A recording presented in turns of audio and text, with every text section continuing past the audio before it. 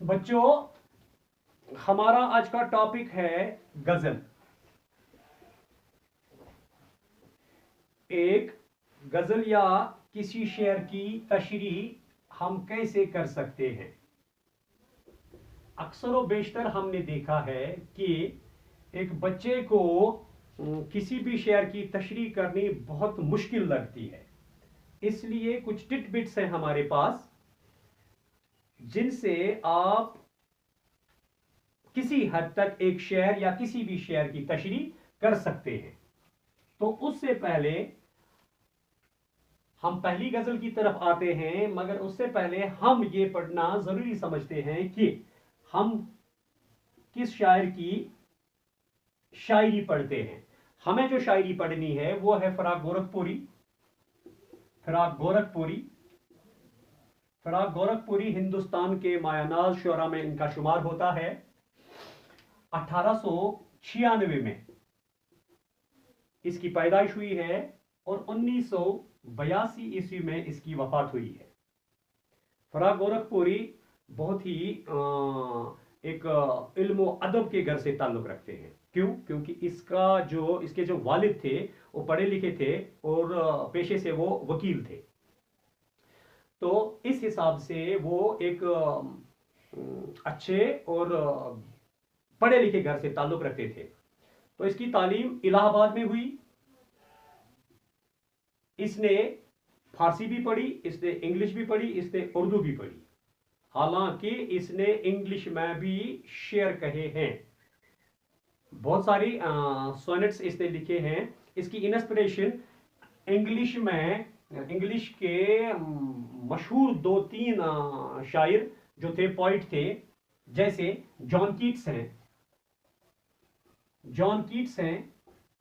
Yum inspire रोज यानी उनका ये फैन रह चुका है।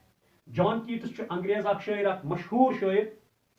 तो शैली है दूसरा। तो ये है, इसका नाम क्या है,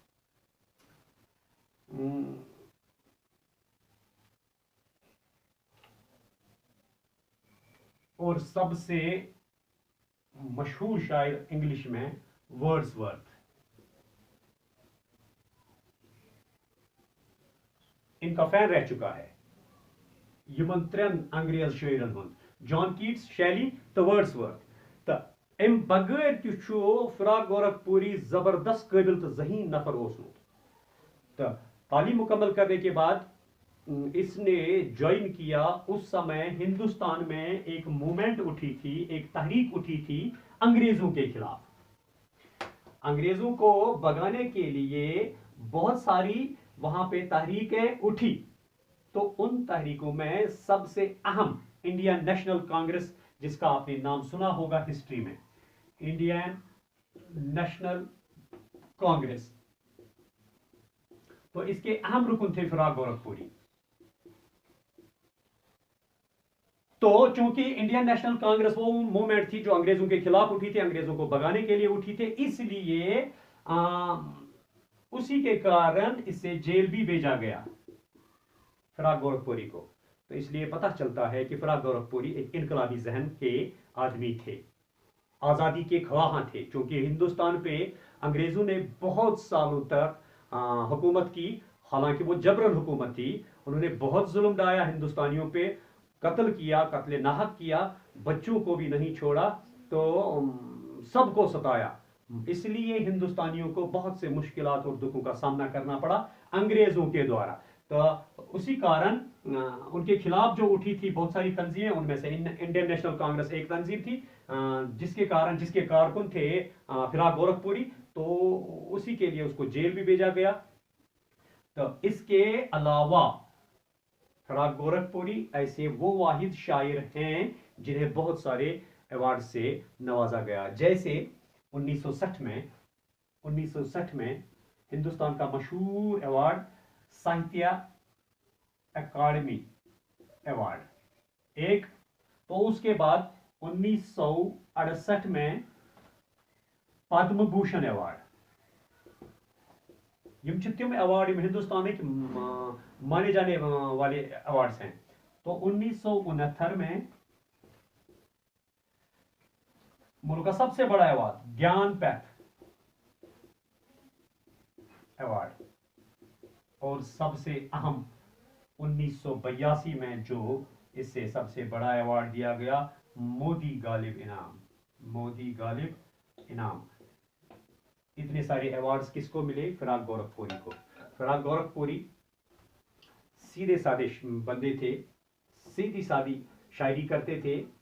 क्योंकि आपको पता होना चाहिए आजकल की जो गजल है, आजकल की जो गजल है वो उसके मौजूआत महदूद नहीं है, यानी कोई पाबंदी नहीं है आजकल के गजलियात में। यानी कहने का मतलब यह है कि आजकल एक शायर हर किसी मौजू पे गजल कह सकता है, उसमें कोई भी मौजू हो सकता है।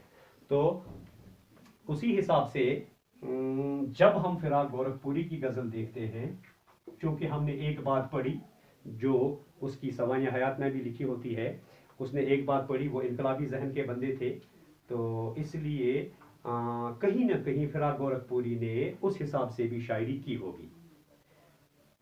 एक शेर की तशरीह करना सबसे मुश्किल लगता है हर बंदे को। प्रत कांसे बचस छो तशरीह करन लगान सठा मुश्किल। तो तह गस पता आसनी दो मिसरों सतन छु अख शेर बना, दो मिसरों से मिलकर एक शेर बनता है। तो बुझे मैं आपको पता लिखी तो क्या लिखूं था, तो दो मिसरों से मिलकर एक शेर बनता है। जब भी आपको तशरीह करनी हो तो पहले गौर से पढ़ो शेर को।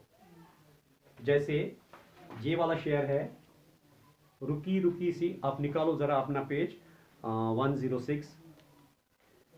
तो फिराक गोरखपुरी की पहली गजल का पहला शेर है, रुकी रुकी सी शबे मर्ग खत्म पर आई, वो पाऊ फटी वो जिंदगी नजर आई। ये पहला शेर है फिराक गोरखपुरी का। क्योंकि हमने पढ़ा वो इनकलाबी जहन का बंदा था।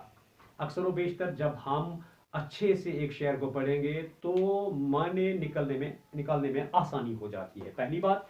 तो दूसरी बात, अगर किसी शेर के पहले मिसरे में हमें मतलब समझ में नहीं आ जाता है तो डेफिनेटली उसके दूसरे मिसरे में उसका मतलब जरूर होगा, डेफिनेटली उसके दूसरे मिसरे में उसका मतलब जरूर होगा। तो वैसे अगर देखा जाए तो एक शेर की हम मुकम्मल तशरीह नहीं कर सकते हैं, यह भी कहा गया है, शोरा हजरात ने यह भी कहा है कि एक शेर की हम मुकम्मल तशरीह नहीं कर सकते हैं। अलबत्ता अब क्या करते हैं, अब क्या किया जाता है, शायर की हालात ज़िंदगी को देख के, उनके जज्बात, उनके एहसासात को देख के, उनकी सोच, उनकी फिक्र को देख के हम उस शेर की या उस गज़ल की तशरीह करते हैं। तो इसलिए उस हिसाब से भी हमें मुश्किल नहीं हो जाती है।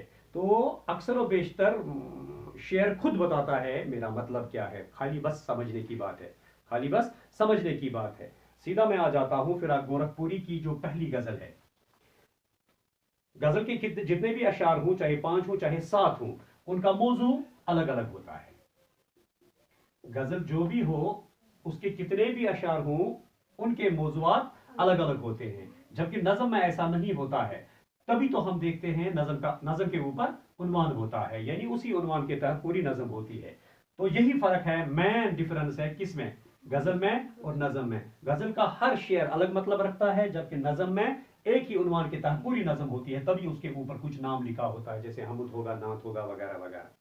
तो पहला शेर हम सीधा आ जाते हैं, रुकी रुकी सी शबे मर्ग खत्म पर आई, रुकी रुकी सी शबे मर्ग खत्म पर आई, वो पाऊ फटी वो नई जिंदगी नजर आई। तो इस शेर में सबसे अहम बात क्या है, खाली इसमें एक मुश्किल है थोड़ा बहुत। यहां पे इस शेर में इसने एक मुरक्कब लफ्ज इस्तेमाल किया है, इसने लिखा है शबे मर्ग, शबे मर्ग इसने इस्तेमाल किया है। यह मुरक्कब लफ्ज है, पता होना चाहिए ये मुरक्कब लफ्ज है। मुरक्कब लफ्ज क्या होता है, जब दो इस्म आपस में मिल जाते हैं और मिलकर एक माने देते हैं तो उसको मुरक्कब कहते हैं। तभी आपने पढ़ा होगा, आपने ग्रामर में भी पढ़ा होगा, एक या एक से जायद अल्फाज जब एक साथ मिलकर माने देते हैं तो उसको मुरक्कब कहते हैं। एक या एक से जायद अल्फाज जब मिलकर एक साथ माने देते हैं तो उसको मुरक्कब कहते हैं। तो वही मुरक्कब इसने यहां पे भी इस्तेमाल किया है। इसने लिखा है शब मर्ग, ये दो लफ्जों से मिलकर बना है, एक है शब, दूसरा है मर्ग। तो यही शबे मर्ग इस्तेमाल हुआ है, शबे मर्ग। आगे जब आप ग्रामर में पढ़ेंगे हुर्फ इजाफत, मुजाफ, मुजाफ इलैह वगैरह वगैरह, तो वहां पे आप एक बात और पढ़ेंगे, जो यहां पे ये बे के नीचे जेर लगी, बे के नीचे जहर जो लगी, तो उसी जहर को मिलाया मीम के साथ, उसी जहर को लगाया मीम के साथ, उसी जहर को लगाया मीम के साथ, तो पढ़ा हमने शबे मर्ग। हालांकि ये दो लफ्ज हैं, एक है शब, दूसरा है मर्ग। तो जब हम यहां पे शब्द देखते हैं तो इसके नीचे कोई हरकत नहीं है, मगर जब हमने एक साथ लिखा तो बे के नीचे जेर डाली, तो यही कंफ्यूजन आपको दूर हो जाएगा जब आप ग्रामर में पढ़ेंगे मुजाफ या मुजाफ इलैह वगैरह वगैरह, तो वहां पे आपको ये बात क्लियर हो जाएगी बे के नीचे ये जो जेर आई तो कैसे आई, क्यों आई। क्योंकि हमारा टॉपिक इस समय वो नहीं है, इसलिए मैं इस समय उसकी तरफ ध्यान नहीं दूंगा। शब प्लस मर्ग तो बन गया मिलके शबे मर्ग। तो शब का मतलब है रात, मर्ग का मतलब है मौत। जब मिला के क्या बन गया, मौत की रात, मिला के क्या बन गया, बस यही एक मुरक्कब लफ्ज है इसमें, तो पूरे शेर का मतलब निकल जाएगा। शबे मर्ग, शबे मर्ग यानी मौत की रात। तो सभी जानते हैं कोई बंदा जब मौतो हयात की कश्मकश में होता है, कोई बंदा जब बीमार होता है, बड़ा सीरियस बीमार होता है, बचने की कोई उम्मीद नहीं रहती है रात को, तो वो जानता है उस पर क्या बीतती है उस समय, या उसके घर वाले जानते हैं उस पर क्या बीतती होती है, उन घर वालों के ऊपर क्या बीतती है। वो जो शबे मर्ग होता है, किसी रात का मरीज जो होता है या मौत की कश्मकश में होता है वो कोई बंदा, यानी एम क्या शुक्र शबे मर्ग इस्तेमाल, शबे मर्ग एम मूजूब इस्तेमाल, मौत की रात।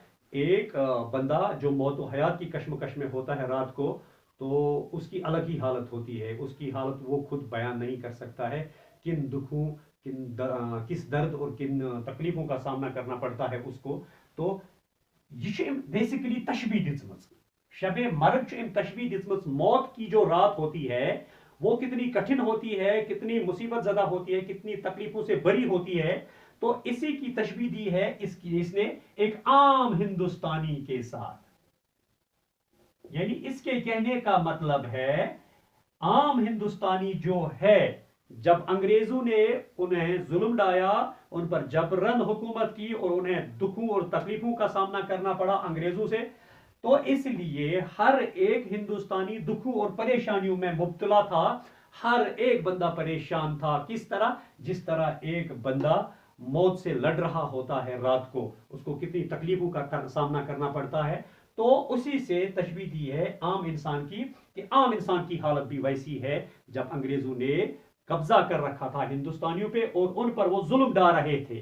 तो तवई हुकूमत इस्तेमाल रुकी रुकी सी शबे मर्ग तवई हुकूमत इस्तेमाल वंशी दफा। ये कहानी उस समय की है जब अंग्रेज जुल्म डाल रहा था हिंदुस्तानियों पे, और हिंदुस्तानियों को वो तरह तरह से सताता था, मुसीबतों से, दुखों से, तकलीफों से जुल्म हो रहा था, कत्ले आम हो रहा था। तो तुच्छ बना फिराक गोरखपुरी दपान, ये जो जुल्म की रात है, ये जो हिंदुस्तान अंग्रेजों का जुल्म है, अंग्रेजों का जो जुल्म है जो हिंदुस्तान पे कर रहे हैं, ये जुल्म वो अब रफ्ता रफ्ता रफ्ता रफ्ता खत्म होने वाला है, यानी अंग्रेज यहां से जाने वाले हैं, अंग्रेज यहां से जाने वाले हैं। जब अंग्रेज यहां से जाएंगे तो सीधी सी बात है, यानी हिंदुस्तान आजाद हो जाएगा, हिंदुस्तान आजाद हो जाएगा। यानी बहुत सारी तहरीकें उठी अंग्रेजों को भगाने के लिए, क्योंकि अंग्रेजों ने बहुत सताया किनको, हिंदुस्तानियों को। इसलिए फिराक गोरखपुरी के कहने का भी मतलब यही है कि आम इंसान किस हालत में था जब अंग्रेज इन पे हुकूमत कर रहा था, जुल्म कर रहा था। आम इंसान की जिंदगी थी बिल्कुल मौत की रात की तरह। यानी कहने का मतलब यह है कि आम इंसान को सताया जा रहा था, आम इंसान पे जुल्म हो रहा था, आम इंसान को दुखों और परेशानियों का सामना हो रहा था। मगर साथ ही क्या कहता है, मैंने पहले भी आपको कहा था, अगर किसी मिसरे में मतलब नहीं निकलता है शेर का, तो डेफिनेटली दूसरे मिसरे में उसका मतलब जरूर होगा। तो ये कह रहा है कि फिराक गोरखपुरी कि यही दुख, यही मुसीबतें, यही तकलीफ और यही अंधेर नगरी खत्म होने वाली है, यानी अंग्रेज यहां से जाने वाली है। तभी इसने दूसरे मिसरे में लिखा है वो पाऊ फटी। पाऊ फटना से मुराद है नई सुबह का आगाज, पाऊ फटी इसने इस्तेमाल किया है। पावफटी से मुराद है नई सुबह का आगाज, नई सुबह का आगाज, यानी जुल्म खत्म हुआ, अब इंसाफ की हुकूमत है, अब इंसान आजाद है, अब इंसान को कोई बंदिश नहीं है। वो पावफटी यानी जब हिंदुस्तान आजाद हुआ अंग्रेजों के जुल्म से और हिंदुस्तान को आजादी मिली, यानी नई सुबह का आगाज हुआ, यानी हर बंदा जो हर हिंदुस्तानी है, हर हिंदुस्तानी सोच रहा था कि काश हम आजाद हो जाए। क्यों? क्योंकि सबों ने अपने अपने तरीके से सपने देखे थे, ख्वाब सजा रखे थे, फिर ऐसा करेंगे, फिर वैसा करेंगे, फिर वैसा करेंगे, फिर वैसा करेंगे। अब जब अंग्रेजों ने हिंदुस्तान को आजाद छोड़ा, इसलिए सभी हिंदुस्तानी अब वो क्या कहते हैं उसको, अब आजाद हो गए। इसलिए सबों ने अपने अपने ख्वाब देखे थे, ख्वाब सजाए थे, फिर ऐसा करेंगे, फिर वैसा करेंगे।